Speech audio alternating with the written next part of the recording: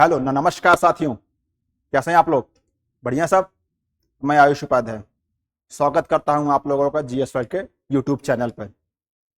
आज हम लोग थोड़ा आर्ट एंड कल्चर की बात करेंगे, क्योंकि इधर बीच भारत के प्रधानमंत्री नरेंद्र मोदी जी की जो इंडोनेशिया की यात्रा हुई थी, उन्होंने एक मंदिर का दौरा किया था और वो मंदिर की न्यूज़ तो आप लोगों ने देख ली होगी, लेकिन एक यूपीएससी और पीसीएस के एस्पिरेंट्स की नज़र से आज हम लोग उसको देखते हैं कि प्रीलिम्स में से कैसे क्वेश्चंस निकलेंगे, मेंस के लिए कैसे क्वेश्चंस निकलेंगे। अगर इधर बीच कभी इंटरव्यू हुआ किसी का, तो उस इंटरव्यू में इसको लेके क्वेश्चंस पूछा जा सकता है। इंडोनेशिया की सहिष्णुता पर क्वेश्चन बन सकते हैं। एक मुस्लिम बाहुल्य देश में हिंदू मंदिर इतने भव्यता से कैसे खड़ा है, ठीक है ना? वो मंदिर कौन सा है? प्रम्बानन मंदिर, ठीक है। इसके बारे में संपूर्ण अध्ययन करेंगे और सबसे बड़ी चीज इसमें जावानी मंदिर शैली क्या है उसको भी अध्ययन करेंगे। आइए लेक्चर स्टार्ट करते हैं। देखिए, जैसे ये नरेंद्र मोदी और वहां के राष्ट्रपति सुबियांतो पीछे भव्य मंदिर जो है आपका प्रम्बानन, उसका दौरा किए थे, तो उसकी मैंने एक फोटो लगाई है, इसीलिए ये न्यूज में आया है मंदिर, ठीक है। देखिए, सबसे पहले हम लोग डिस्कस कर लेते हैं कि प्रीलिम्स के लिए क्या क्या इंपॉर्टेंट है, ठीक है ना। उसके बाद मेंस के लिए देखते हैं, फिर उसके बाद इंटरव्यू के लिए देखेंगे क्या क्या उसमें से निकल सकता है। सबसे पहले इंटरव्यू देखते हैं हम लोग, प्रीलिम्स के लिए क्या इंपॉर्टेंट है। पूछा जा सकता है कि ये मंदिर कहां पे है? जावा द्वीप के इंडोनेशिया में है, ठीक है। कब बना था? 9वीं शताब्दी के 850 ईस्वी में बना था। कौन बनाया था? राकाई पिकातन वहां का एक राजा था, उसने बनवाया था। किस राजवंश से था? माताराम हिंदू राजवंश से बिलोंग करता था, ठीक है। इस स्लाइड से हम लोग को 4 चीज मिली है। माताराम हिंदू राजवंश के समय बना था, राजा कौन था? राकाई पिकातन था, ठीक है। और जावा द्वीप के, इंडोनेशिया के जावा द्वीप में है ये, और 9वीं शताब्दी में ये बना था, ठीक है। अब आगे चलते हैं। देखिए, थोड़ा मैप में देख लेते हैं। ये है वर्ल्ड मैप। वर्ल्ड मैप में इंडोनेशिया कहाँ है? यहाँ पर है। इसको हम लोग अगर जूम करेंगे तो इंडोनेशिया इतना बड़ा निकल के आएगा, और इस इंडोनेशिया में जावा द्वीप को अगर हम लोग जूम करेंगे तो ये है जावा द्वीप, जूम करके आएगा। ये रहा आपका प्रम्बानन मंदिर। और किस शहर में है जावा के? योग्यकर्ता शहर में ये मंदिर लोकेटेड है, ओके। आइए देखिए, अब मंदिर कौन से भगवान को समर्पित है यह भी पूछा जा सकता है। तो ये त्रिमूर्ति को संबंधित है। त्रिमूर्ति कौन है? देखिए, भगवान शिव, विष्णु और ब्रह्मा विष्णु महेश को हिंदू धर्म में त्रिमूर्ति कहा जाता है, तो उनको समर्पित है, जिसमें से शिव जी का मंदिर ज्यादा इंपॉर्टेंट माना गया है। मुख्य शिव मंदिर है इसमें, ठीक है। ये वाला जो देख रहे हैं आप, ये मेन है, ये है शिव मंदिर, ये ब्रह्मा जी का मंदिर, ये है विष्णु जी का मंदिर। इस मंदिर की ये विशेषता है, ओके।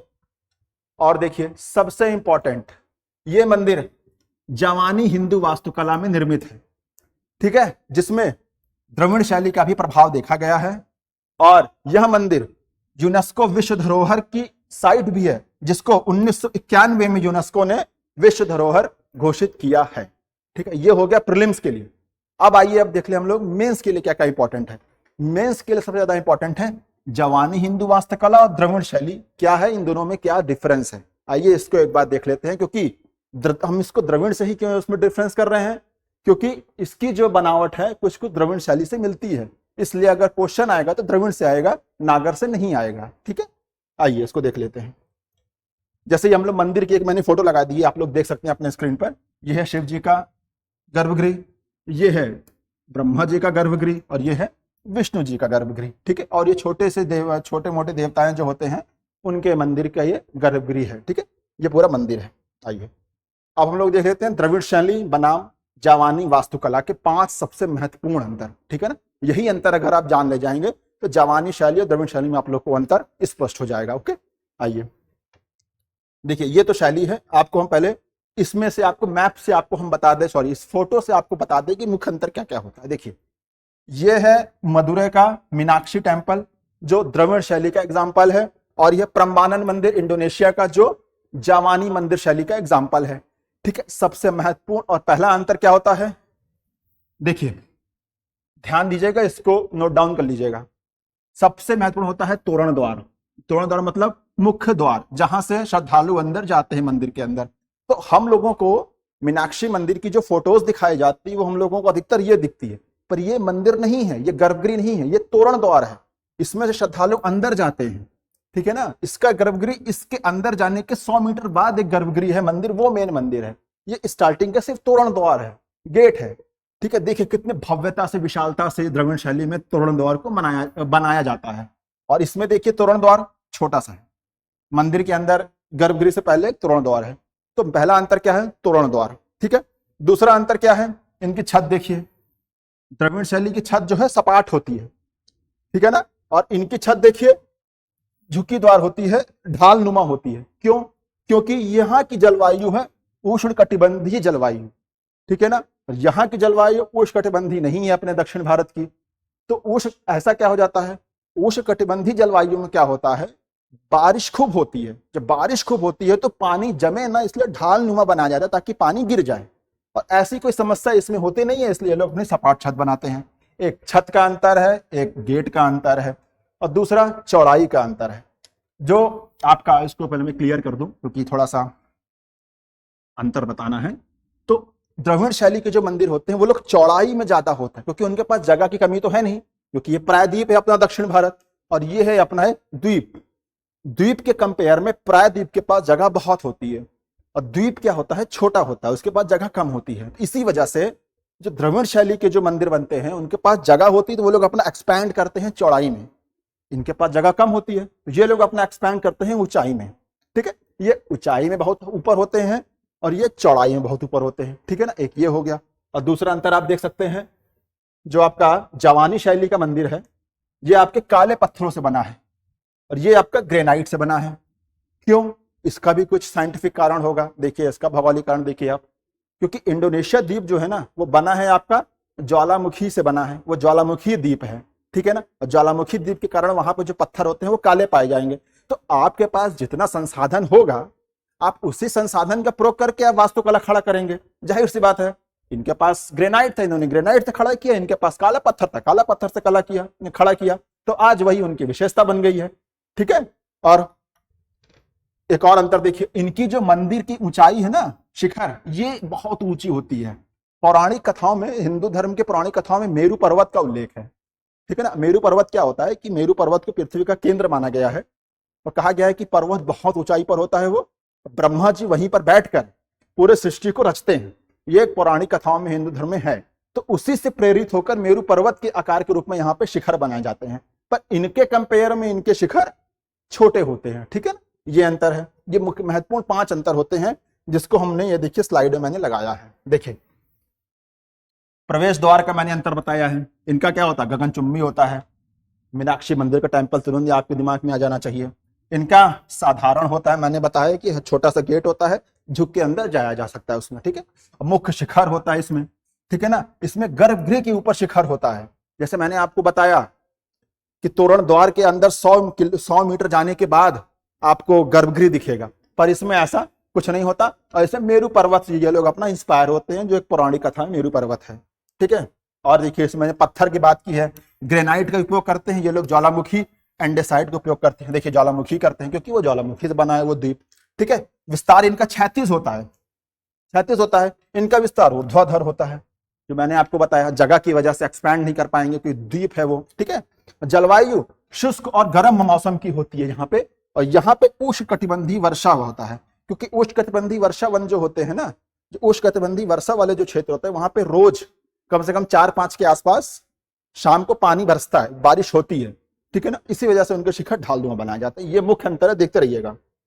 मेंस में आ सकता है लिखने के लिए, क्योंकि न्यूज में और प्रीलिम्स में भी आ सकता है, यूपीएससी में, पीसीएस में आ सकता है। अब आ जाइए हम लोग थोड़ा सा मेंस के पर्सपेक्टिव से, थोड़ा इंटरव्यू के पर्सपेक्टिव से थोड़ा इसके ऐतिहासिक वर्णन कर लेते हैं कि इंडोनेशिया में हिंदू और बौद्ध परंपरा का इतिहास क्या है। क्योंकि अभी तो हम लोग देखते हैं वर्तमान में कि वो मुस्लिम बाहुल्य देश है, और हम लोगों को ये भी पता है कि पूरे विश्व में सबसे ज्यादा मुस्लिम किसी देश में रहते हैं तो वो इंडोनेशिया है। तो ये विरोधाभास ऐसा होता क्यों है कि सबसे ज्यादा मुसलमान जहां रहते हैं, इस्लाम मानने वाले लोग रहते हैं, वहां पे हिंदू परंपरा, बौद्ध परंपरा इतनी फल फूल क्यों हो रही है, ठीक है ना। उसका आज हम लोग क्लियर कर लेते हैं उसको, आइए। क्योंकि ऐसा क्वेश्चन इंटरव्यू में पूछ सकते हैं, इस विरोधाभास को लेकर मेंस में क्वेश्चन आ सकता है। आइए देखिए, सबसे पहले हम एक मैप में चलते हैं। ये है मैप, अच्छे से इत्मीनान से जैसे बता रहे हैं वैसे देखते चलिए। ये है अपना भारत। प्राचीन काल में ये हम लोगों का भड़ौच, ये हम लोग का था बंदरगाह, ठीक है। यहां से ये आपका सुपारा, ये आपका तामलिप्ति, ठीक है ना। पश्चिम बंगाल, आज जिसे कहते हैं हुगली कहते हैं। तो अधिकतर जो है ना ये है सिल्क रूट। प्रथम शताब्दी ईस्वी के आसपास सिल्क रूट हुआ करता था, जिससे हम लोग रोम से व्यापार किया करते थे। क्यों? क्योंकि उस समय यूरोप में, रोम में मसाले की बहुत डिमांड थी। रोम में जो है भारतीय कपास की, भारतीय कपड़े की बहुत ही ज्यादा मांग थी। भारतीय क्या, इस पूरे आपके एशिया रीजन की आपकी कपास की वस्तुओं की मांग थी, उनको मसालों की, ठीक है ना। तो उसका व्यापार करने के लिए भारत वाले व्यापार किया करते थे। लेकिन डिमांड इतनी ज्यादा थी उन लोगों की, यूरोपियंस की, कि वो भारत अकेले अपने देश से पूरी नहीं कर पा रहा था यहाँ के व्यापारी। तो उन्होंने क्या किया, उसी को पूरा करने के लिए वो लोग फिर इंडोनेशिया की तरफ वो लोग रुख करना शुरू कर दिए, ठीक है ना। तो भारत के व्यापारी उस समय क्या है कि मानसूनी हवाओं का ज्ञान हो चुका था कि मानसूनी हवाओं से क्या फायदा हुआ, क्योंकि हमारा जो ये दक्षिण वाला जो क्षेत्र है, यहाँ से ताम्रलिप्ति से व्यापारी निकला करते थे अपना झुंड में। और उस समय कोई बड़ी सी नाव तो हुआ नहीं करती थी, लकड़ी की नाव हुआ करती थी जिसे चप्पू से चलाया जाता था। तो मानसूनी हवाएं जो होती थी आपकी मई और सितंबर के समय, दक्षिण पश्चिम मानसूनी की हवाएं हुआ करती थी। इस समय जुलाई में भारत देश में जो मानसूनी हवाएं चल रही हैं, जिसको हम लोग कहते हैं कि मानसून आ गया, पानी बरसना चाहिए, वो कौन सी मानसून है? भूगोल में क्या बोलते हैं उसको? दक्षिण पश्चिम मानसून हवाएं बहा करती थी इस समय। तो क्या होता था, जब हवाएं ऐसे चले तो हवाओं का रुख किधर है? दक्षिण पश्चिम साइड से। तो जो ये समुद्र है ना, इनकी लहरें भी इधर चला करती थी। तो व्यापारी वर्ग क्या करते थे, अपने नाव को उसी में उतार दिया करते थे, उसी के सहारे चप्पू मारते थे और इंडोनेशिया के साइड अपना चल दिया करते थे, क्योंकि इंडोनेशिया भारत के इधर ही साइड है। ओके, तो इंडोनेशिया आ गए, यहाँ पे आए, अपना व्यापार वाणिज्य कर रहे हैं, अपना जो सामान लेना है, अपना मसाले ले रहे हैं, सूती वस्त्र ले रहे हैं। इसको पहले स्वर्ण द्वीप कहा जाता था इंडोनेशिया को। यहाँ पे सोना चांदी बहुत होता था, इसको स्वर्ण द्वीप कहा जाता था। तो पूरा सोने का व्यापार किया करते थे। तो देखिए, जब तक ये हवाएं नवंबर और फरवरी में उत्तर पूर्वी दिशा में ना आ जाएं, तब तक ये लोग वहां रुका करते थे। तो आप ही बताइए, अगर कोई झुंड कहीं जा रहा है, वहां रुक रहा है, तो वह अपने धर्म की प्रैक्टिस करेगा ही करेगा। ये अपना हिंदुइज्म बौद्धिज्म की अपनी प्रैक्टिस किया करते थे, अपने विद्वान लेकर गए थे, है ना, अपने धार्मिक ग्रंथ लेकर गए थे। तो उस समय इंडोनेशिया में जनजातीय समूह का ज्यादा बोलबाला था। वो लोग क्या, प्रकृति पूजा ज्यादा किया करते थे, नदी की, पेड़ों की, अपनी भूत प्रेत, जादू टोना, इन सब में ज्यादा विश्वास किया करते थे। हिंदुइज्म गया, बौद्धिज्म गया, उन्होंने उनको इन्फ्लुएंस किया। इस समय के वहां के जो राजा हुआ करते थे, उन्होंने अपने राज्य में, अपने क्षेत्र में हिंदुइज्म बौद्धिज्म को संरक्षण दिया। और जब राजा संरक्षण दे देता है ना, तब जनता उसको अपनाने शुरू कर देती है। तो वही हुआ। तो यहां से इन्फ्लुएंस बढ़ा, व्यापारियों से यहाँ पे हिंदुइज्म बौद्धिज्म बढ़ा, ठीक है ना। फिर जब हवाएं इधर हुआ करती थी, ये लोग लौट कर अपना भारत आया करते थे, कब? नवंबर फरवरी के आसपास। तो अपना फिर यहाँ पे आके अपना व्यापार किया करते थे, जहां उनको अपना सामान भेजा जाता था।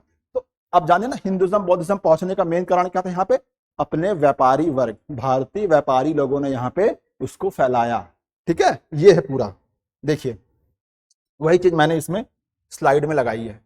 प्रारंभिक आगमन पहली से चौथी सदी में भारतीय व्यापारियों, विद्वान, ब्राह्मणों और बौद्ध भिक्षुओं के माध्यम से यह जावा सुमात्रा पहुंचे। जैसे मैंने आपको मैप में बताया, उस हवा वाला मानसूनी हवा को ध्यान में रखिएगा। भारतीय संस्कृति का अंगीकरण किया गया। वहां के राजाओं ने भारतीय संस्कृति, भाषा, हिंदू बौद्ध धर्मों को स्वेच्छा से अपनाया, क्योंकि जब राजा अपनाएगा तो जनता अपने आप उसको स्वीकार करने को तैयार हो जाएगी, ठीक है। ये तो मैप है, ये मैप है एक, ये है। फिर उसी के आधार पर शक्तिशाली साम्राज्य की स्थापना हो गई। उस समय कोतई साम्राज्य हिंदू धर्म का साम्राज्य था, तारुमानगर हिंदू साम्राज्य था, श्री विजय एक बौद्ध साम्राज्य था। यही श्री विजय है जिसके राजा को राजेंद्र चोल ने हराया था और जावा के बंदरगाह पर अधिकार कर लिया था। हम लोग प्राचीन इतिहास में पढ़ते हैं, यही श्री विजय साम्राज्य है, ठीक है ना। कैसे देखिए जुड़ता है, इतिहास आपस में जुड़ा होता है। हम लोग पढ़ते हैं उसको टुकड़ों में है, पर वो आपस में जुड़ा होता है, ठीक है ना।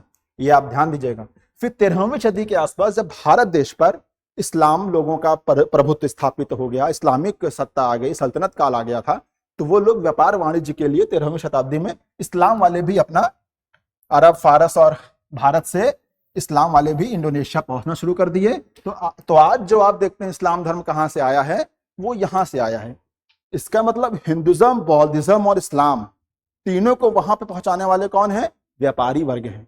व्यापारी वर्ग आप ध्यान रखिएगा, आगे आपको बताते हैं क्यों, ठीक है ना। अब आप समझ गए ना वहां पे बौद्ध, हिंदू, इस्लाम कैसे पहुंचा। इस्लाम बाद में पहुंचा, इसीलिए वर्तमान में इस्लाम धर्म वहां पे जनता ज्यादा है इस्लामिक मानने वाली। ओके, अब रामायण महाभारत, क्योंकि जब व्यापारी जा रहे हैं अपनी प्रैक्टिस करेंगे अपने धर्म की, तो कुछ पौराणिक ग्रंथ लेकर जाएंगे, रामायण महाभारत लेकर जाएंगे। जब मानसूनी हवाएं बदलने का इंतजार करेंगे तो वो लोग अपना मनोरंजन के लिए कुछ ना कुछ तो करेंगे। तो रामायण महाभारत का उस समय वो लोग नाटक प्रस्तुत किया करते रहे होंगे, अपना रामलीला अपना आयोजित कराते रहे होंगे। तो वही ना उनके संस्कृति का पार्ट बन गया। ठीक है, कला और रंगमंच का वो पार्ट बन गया, व्यांग कुलित का पार्ट बन गया, जिसको छाया कठपुतली बोलते हैं। व्यांग कुलित वर्ड याद रखिएगा, ये प्रीलिम्स में आ सकता है। व्यांग कुलित क्या है, क्योंकि न्यूज में है ये। आप कठपुतली देखे होंगे, राजस्थान में कठपुतली का खेल बहुत ज्यादा फेमस है, तो ना, तो क्या कठपुतली से लोग जो है अपनी कलाकृतियां दिखाया करते थे, है ना। तो वही चीज रामायण और महाभारत की कथाओं को ये लोग छाया कठपुतली से किया करते थे, उसको व्यांग कुलित बोला जाता है। ठीक है ना। देखिए, ये देखिए, जैसे आपको मैं चित्र दिखा रहा हूं, ये एक कलाकार है, कठपुतली के अपने डोरी से कठपुतली बांधे हुआ है। ये देखिए, व्यांग कुलित वाला रोल अपना प्ले कर रहा है। ठीक है ना। ये कोई कलाकार होंगे, उनको आपस में बातचीत करवा रहा है, अपना प्रदर्शित कर रहा है। आपको छाया प्रति मैं दिखा रहा हूं। अब देखिए, ये है रामायण बेले। रामायण बेले इंडोनेशिया में बहुत फेमस है, इसको लिख लीजिएगा, ये बहुत कॉमन क्वेश्चन है। रामायण बेले कहाँ होती है? इंडोनेशिया के जावा द्वीप में होती है। जावा द्वीप, ये शायद एसएससी का क्वेश्चन, एसएससी के जीएस में आ चुका है। ठीक है ना। देखिए, इसमें देखिए हनुमान जी देखिए नाचते हुए दिखाए गए हैं। यहाँ का रामायण महाभारत, वहां के रामायण महाभारत में अंतर है, पर लेकिन क्या वहां पे रामायण महाभारत को एज अ कलाकारी के रूप में प्रदर्शित किया जाता है, यहाँ पे उसको हम लोग धर्म के रूप में देखते हैं, यहाँ पे हम लोग भगवान के रूप में देखते हैं। वहां पे वो लोग एज अ कलाकार के रूप में प्रदर्शित करते हैं, लेकिन उनको पता है कि ये लोग धार्मिक चिन्ह हैं, धार्मिक देवता हैं, तो लोग उनका सम्मान करते हैं। ठीक है ना, ये भी इंपॉर्टेंट है। देखिए, इसमें बजरंगबली को नाचते हुए दिखाया गया है, बजरंगबली और सुग्रीव में लड़ाई होते हुए दिखाया गया है। ठीक है ना। इसमें राम सीता लक्ष्मण को नाचते हुए दिखाया गया, कट गया, पर यहाँ राम सीता लक्ष्मण लिखा है। ठीक है ना। रामायण बेले कैसे होता है आपको मैं इस चित्र में दिखा रहा हूं। देखिए, हाँ, अब एक क्वेश्चन बन सकता है कि ठीक है, पूरा इतिहास हम जान गए, हिंदुज्म गया, बौद्धिज्म गया, मुस्लिम इस्लाम धर्म गया, लेकिन और भी हम देखते हैं हर इस्लाम धर्म में जहां भी देश है वहां पे इतनी कट्टरता है, इंडोनेशिया में कट्टरता निकल के क्यों नहीं आती है?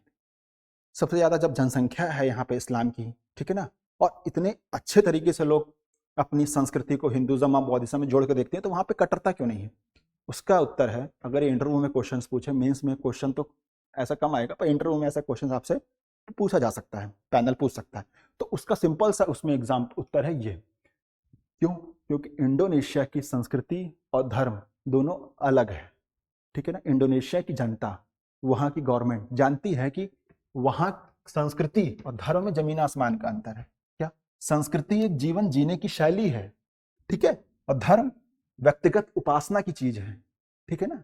जैसे आप कौन सी भाषा कह रहे हैं, इसका, आप कोई भी भाषा बोलिए, इसका धर्म से क्या मतलब है? तो भाषा आपकी संस्कृति का पार्ट हो गया। धर्म में आप कोई भी भाषा में आप धर्म की प्रैक्टिस कर सकते हैं। ठीक है। परंपरा क्या है?